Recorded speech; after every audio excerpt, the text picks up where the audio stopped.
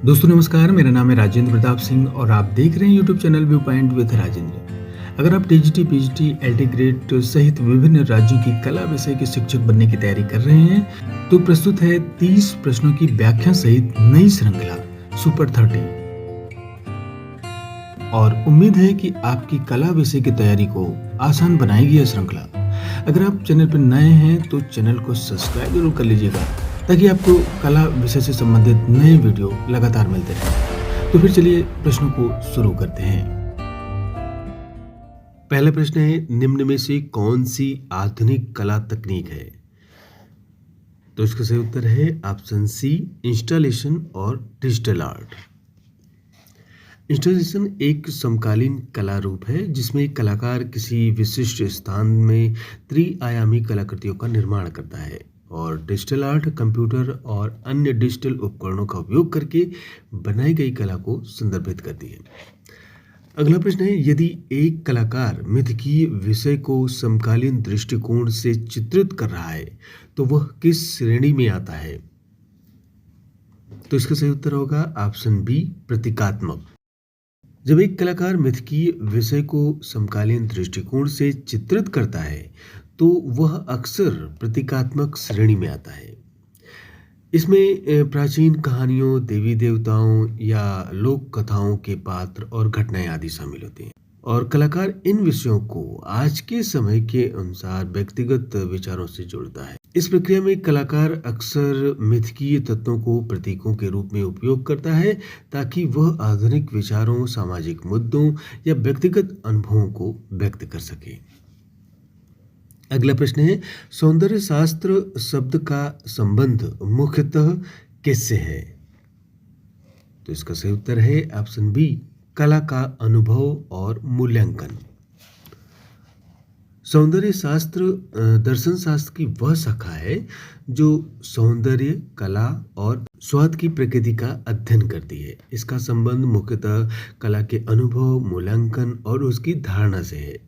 सौंदर्य शास्त्र इस बात पर विचार करता है कि हम कला को कैसे देखते हैं, उसका विश्लेषण कैसे करते हैं और यह हमें कैसे प्रभावित करती है।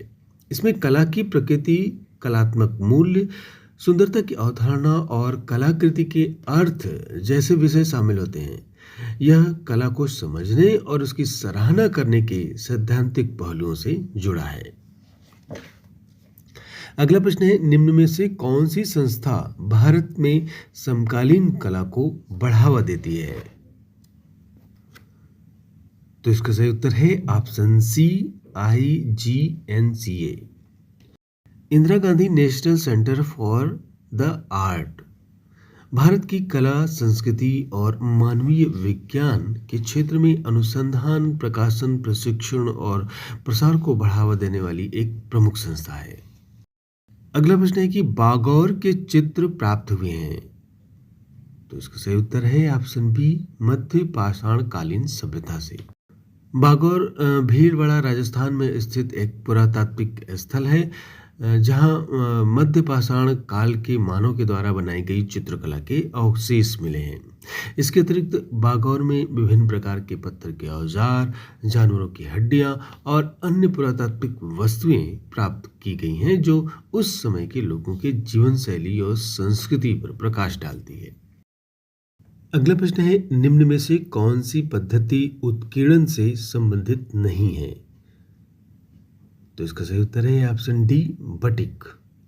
बटिक पद्धति उत्कीर्णन से संबंधित नहीं है। यह एक वस्त्र रंगाई की तकनीक है जिसमें कपड़े पर मोम लगाकर उन हिस्सों को ढका जाता है जिन्हें रंगना नहीं है या जिन्हें नहीं रंगा जाना है। इसका उत्कीर्णन या प्रिंट मेकिंग से कोई भी संबंध नहीं है। अगला प्रश्न है, समकालीन कला में इंस्टॉलेशन आर्ट का तात्पर्य है। तो इसका सही उत्तर है ऑप्शन बी, वस्तुओं के स्थानिक संयोजन से बनी कलाकृति। समकालीन कला में इंस्टॉलेशन आर्ट एक कला रूप है जिसमें कलाकार एक विशिष्ट स्थान या पर्यावरण में विभिन्न वस्तुओं और सामग्रियों को व्यवस्थित और संयोजित करता है। यह कलाकृति केवल एक चित्र या मूर्ति नहीं होती बल्कि एक संपूर्ण अनुभव या वातावरण बनाती जो दर्शकों के लिए डिजाइन किया गया होता है। अगला प्रश्न है, सौंदर्य शास्त्र के संदर्भ में कैंट ने किस पर बल दिया था? तो इसका सही उत्तर है ऑप्शन डी, व्यक्तिगत अनुभूति। इमैनुअल कांट एक प्रभावशाली दार्शनिक थे जिन्होंने सौंदर्य शास्त्र पर महत्वपूर्ण विचार दिए। सौंदर्य शास्त्र के संबंध में कांट ने मुख्य रूप से व्यक्तिगत अनुभूति और निरापद सौंदर्य की अवधारणा पर बल दिया था। उनका तर्क था कि सौंदर्य का निर्णय किसी वस्तु की उपयोगिता या अवधारणा पर आधारित नहीं होता, बल्कि यह एक व्यक्तिगत भावना है जो भिन्न अवधारणा के आनंद से आती है, यानी प्लेजर विदाउट कंसेप्ट। अगला प्रश्न है, national gallery of modern art का मुख्यालय कहाँ पर स्थित है? तो यह है ऑप्शन बी, नई दिल्ली में। National gallery of modern art Bharat की प्रमुख कला दीर्घा है जो 19वीं शताब्दी के मध्य से लेकर वर्तमान तक की आधुनिक और समकालीन भारतीय कलाकृतियों का एक महत्वपूर्ण संग्रह रखती है। इसका मुख्यालय नई दिल्ली में स्थित है और इसकी शाखाएं मुंबई और बेंगलुरु में भी स्थित है। अगला प्रश्न है, रजनीश धवन और सुधीर पटवर्धन जैसे कलाकारों का संबंध किससे है? तो यह है ऑप्शन बी, भारतीय समकालीन यथार्थवाद। रजनीश धवन और सुधीर पटवर्धन दोनों ही भारतीय समकालीन यथार्थवाद से जुड़े प्रमुख कलाकार हैं। सुधीर पटवर्धन अपनी शहरी परिदृश्य, श्रमजीवी जीवन और दैनिक दृश्यों को दर्शाने वाले यथार्थवादी चित्रों के लिए जाने जाते हैं, तो वहीं रजनीश धवन अपनी समकालीन भारतीय यथार्थवाद के दायरे में आते हैं, अपनी कला में सामाजिक और मानवीय अनुभवों को दर्शाते हैं। अगला प्रश्न है, समकालीन भारतीय कला में विजुअल नरेशन का क्या महत्व है? तो इसका सही उत्तर है ऑप्शन बी, दर्शक की कल्पना को विस्तार देना। समकालीन भारतीय कला में विजुअल नरेशन यानी दृश्य कथन का अर्थ है कि कलाकृति के माध्यम से कहानियों या विचारों को संप्रेषित करना। इसका महत्व दर्शक की कल्पना को विस्तार देने में निहित है। कलाकार विभिन्न दृश्य तत्वों, प्रतीकों और तकनीकों का उपयोग करके एक ऐसा अनुभव करते हैं जो सीधे तौर पर स्पष्ट न होकर दर्शक को सोचने, महसूस करने और अपने स्वयं के अर्थ खोजने के लिए प्रेरित करता है। अगला प्रश्न है, आर्ट क्रिटिसिज्म के कौन से चरण होते हैं? तो इसका सही उत्तर है ऑप्शन बी, विवरण, विश्लेषण, व्याख्या, मूल्यांकन। आर्ट क्रिटिसिज्म या कला समीक्षा एक व्यवस्थित प्रक्रिया है जिसके माध्यम से कलाकृतियों को समझा और मूल्यांकित किया जाता है। इसकी सामान्यतः 4 मुख्य चरण होते हैं, जैसे कि विवरण, कलाकृति में क्या दिख रहा है, इसका वस्तुनिष्ठ अवलोकन और वर्णन करना। विश्लेषण, कला के तत्वों जैसे कि रेखा, रूप, रंग और संयोजन के सिद्धांतों यानी संतुलन, ताल वगैरह का उपयोग कैसे किया गया है, इसकी जांच की जाती है। फिर व्याख्या, कलाकृति का अर्थ, संदेश या विचार क्या है, कलाकार क्या व्यक्त करना चाहता है, इसकी समझ बनाना। फिर मूल्यांकन किया जाता है, इसमें कलाकृति के समग्र मूल्य और सफलता का आकलन करना, जिसमें उसकी मौलिकता, प्रभाव और कलात्मक गुणवत्ता परखी जाती है। अगला प्रश्न है, निम्नलिखित में से किस कलाकार का कार्य नारीवाद से जुड़ा है? तो इसका सही उत्तर है ऑप्शन बी, अमृता शेरगिल।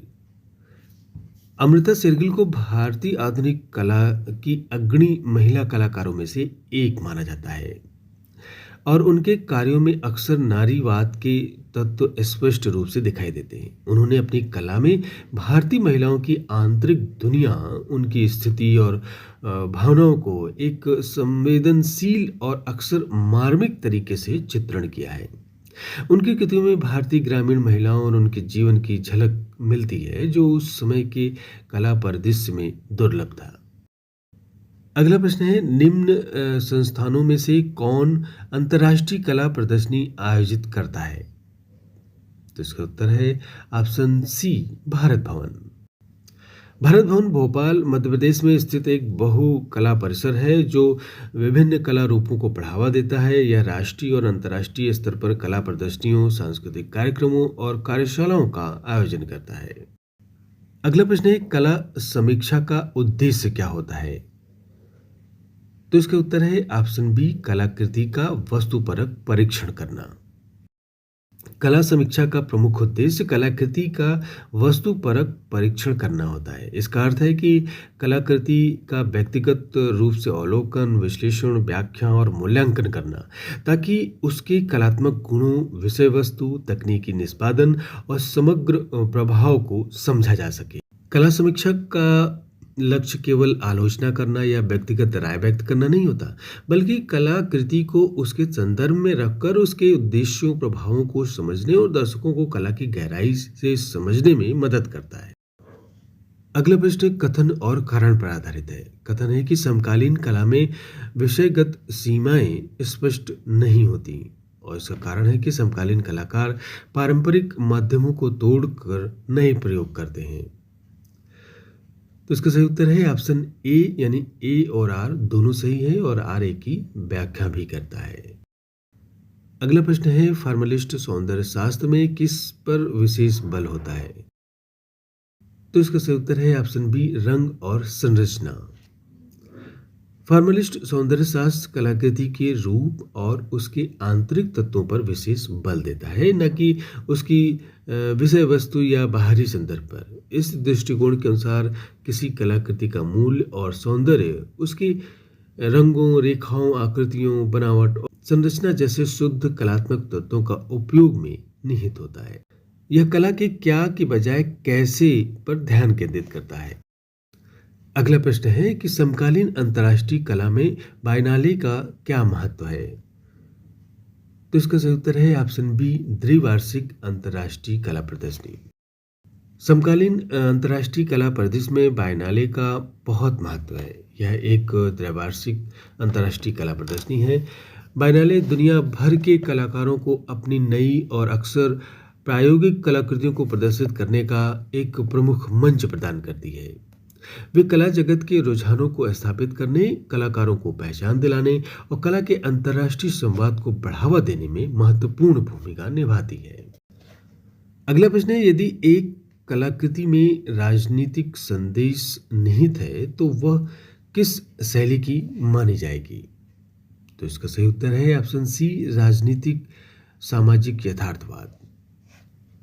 यदि एक कलाकृति में स्पष्ट रूप से राजनीतिक या सामाजिक संदेश निहित है तो वह अक्सर राजनीतिक या सामाजिक यथार्थवादी शैली से संबंधित मानी जाएगी। यथार्थवाद का अर्थ है वास्तविक जीवन के दृश्यों और स्थितियों को चित्रित करना। जब यह यथार्थवाद सामाजिक या राजनीतिक मुद्दों, अन्याय या सत्ता संरचनाओं पर टिप्पणी करने के उद्देश्य से होता है तो इसे सामाजिक या राजनीतिक यथार्थ कहा जाता है। इस शैली में कलाकार अक्सर अपनी कला का उपयोग समाज में बदलाव लाने या विशिष्ट मुद्दों पर ध्यान आकर्षित करने के लिए करते हैं। अगला प्रश्न है कि निम्नलिखित में से कौन सा कथन आधुनिक कला की विशेषता है? तो इसका सही उत्तर है ऑप्शन सी, व्यक्तिवादी अभिव्यक्ति और नव प्रयोग। आधुनिक कला जो 19वीं सदी के अंत से 20वीं सदी के मध्य तक विकसित हुई, एक प्रमुख विशेषता व्यक्तिवादी अभिव्यक्ति और नव प्रयोग है। आधुनिक कलाकारों ने पारंपरिक अकादमिक नियमों और शैलियों को चुनौती दी और इसके बजाय अपनी व्यक्तिगत भावनाओं, विचारों और दृष्टिकोणों को व्यक्त करने पर ध्यान केंद्रित किया। उन्होंने नए माध्यमों, तकनीकों और विषयों के साथ प्रयोग किया, जैसे कि क्यूबिज्म, प्रभाववाद, अभिव्यंजनावाद जैसे कई आंदोलन इस दौरान निकल के आए। अगला प्रश्न है कि किसी समकालीन चित्र में रंगों और संरचना की समीक्षा हेतु कौन सा पक्ष सबसे पहले देखा जाता है? तो इसका सही उत्तर है ऑप्शन सी, रंग संतुलन, आकारों की व्यवस्था, फोकल बिंदु। किसी समकालीन चित्र में रंगों और संरचना की समीक्षा करते समय सबसे पहले कला के औपचारिक तत्वों और सिद्धांतों पर ध्यान केंद्रित किया जाता है। इसलिए रंग संतुलन, आकारों की व्यवस्था और फोकल बिंदु सबसे महत्वपूर्ण पक्ष है जिन्हें देखा जाता है। रंग संतुलन यह दर्शाता है कि रंगों का उपयोग कैसे किया गया है ताकि चित्र में स्थिरता और सामंजस्य बना रहे। आकारों की व्यवस्था चित्र के भीतर विभिन्न रूपों और आकृतियों के प्लेसमेंट और संबंध को संदर्भित करती है जो समग्र डिजाइन और प्रवाह को प्रभावित करती है। फोकल बिंदु वह केंद्रीय बिंदु होता है जो दर्शक का ध्यान आकर्षित करता है और कलाकृति के मुख्य संदेश को उजागर करता है। अगला प्रश्न है, वर्ली चित्रकला में किस आकार का सर्वाधिक प्रयोग होता है? तो यह है ऑप्शन सी, त्रिभुज। वर्ली चित्रकला जो महाराष्ट्र की वर्ली जनजाति की है, अपनी सादगी और ज्यामितीय आकृतियों के उपयोग के लिए जानी जाती है। इस कला शैली में मानव आकृतियों, पशुओं और ग्रामीण जीवन के दृश्यों को बनाने के लिए त्रिभुज का सर्वाधिक प्रयोग किया जाता है। मानव आकृतियों को सामान्यतः दो त्रिभुजों को मिलाकर बनाया जाता है। अगला प्रश्न है कि कला समीक्षा का प्रमुख उद्देश्य क्या है? तो यह है ऑप्शन सी, कलाकृति का विश्लेषण और मूल्यांकन। कला समीक्षा का प्रमुख उद्देश्य, जैसा कि अभी हमने बताया, किसी कलाकृति का गहन विश्लेषण और मूल्यांकन करना होता है। इसमें कलाकृति के दृश्य तत्वों जैसे कि रंग, रूप, रेखा, तकनीक, निष्पादन, विषय वस्तु, संदर्भ और उसके समग्र प्रभाव को समझना शामिल है। अगला प्रश्न है, वाटर कलर और एक्रेलिक के बीच मुख्य अंतर क्या है? तो इसका सही उत्तर है ऑप्शन बी, वाटर कलर पारदर्शी होता है, एक्रेलिक अपारदर्शी होते हैं। अगला प्रश्न है, राजस्थानी चित्रकला की किशनगढ़ शैली में किस विषय का विशेष चित्रण हुआ है? तो इसका सही उत्तर है ऑप्शन बी, राधा कृष्ण की भावमयी मूर्तियां। राजस्थानी चित्रकला की किशनगढ़ शैली जो 18वीं शताब्दी में महाराजा सावन सिंह के संरक्षण में विकसित हुई, अपनी अद्वितीय सौंदर्य और आध्यात्मिक प्रेम के चित्रण के लिए जानी जाती है। इस शैली में विशेष रूप से राधा कृष्ण के भावमयी प्रेम प्रसंगों का चित्रण हुआ है। बनी ठनी जो किशनगढ़ शैली की सबसे प्रसिद्ध कलाकृति है, राधा के आदर्श सौंदर्य को दर्शाती है और इसे भारतीय मोनालिसा भी कहा जाता है। अगला प्रश्न है, निम्नलिखित में से कौन सी शैली अमूर्त कला से जुड़ी है? तो यह है option B, cubism. Cubism Pablo Picasso और जॉर्ज ब्रैक द्वारा 20वीं शताब्दी की शुरुआत में विकसित एक क्रांतिकारी कला शैली को अमूर्त कला से जोड़ा जाता है। अमूर्त कला का अर्थ है एक ऐसी कला जिसमें वास्तविक दृश्यों, वस्तुओं को सीधे तौर पर चित्रित नहीं किया जाता, बल्कि उन्हें सरल रूपों, रंगों और रेखाओं में तोड़कर एक नया गैर प्रतिनिधात्मक रूप दिया जाता है। क्यूबिज्म में वस्तुओं को ज्यामितीय आकृतियों में खंडित करके कई दृष्टिकोणों से एक साथ दर्शाया जाता है, जिससे उनकी मूल पहचान आंशिक रूप से या पूरी तरह से अमूर्त हो जाती है। अगला प्रश्न है, धातु की खोई हुई मोम तकनीक का उपयोग किस शिल्प में होता है? तो इसका उत्तर है ऑप्शन बी, धातु मूर्तिकला, यानी जिसे ढोकरा आर्ट कहते हैं। लॉक्स वैक्स कास्टिंग यानी कि खोई हुई मोम तकनीकी का उपयोग जटिल धातु मूर्तियों को बनाने के लिए किया जाता है। भारत में इस तकनीक का विशेष रूप से ढोकरा धातु मूर्ति कला में व्यापक रूप से इस्तेमाल होता है। ढोकरा कलाकार जो है मोम का एक मॉडल बनाते हैं, उसे मिट्टी से ढकते हैं, फिर गर्म करने पर मोम पिघल कर बाहर निकल जाता है, जिससे एक खोखला साँचा बन जाता है और इसमें फिर पिघली हुई जो पीतल या कांसे की धातु होती है उसे डालकर मूर्ति तैयार की जाती है। अगला प्रश्न है, सौंदर्य शास्त्र की दार्शनिक शाखा में किसका उल्लेख होता है?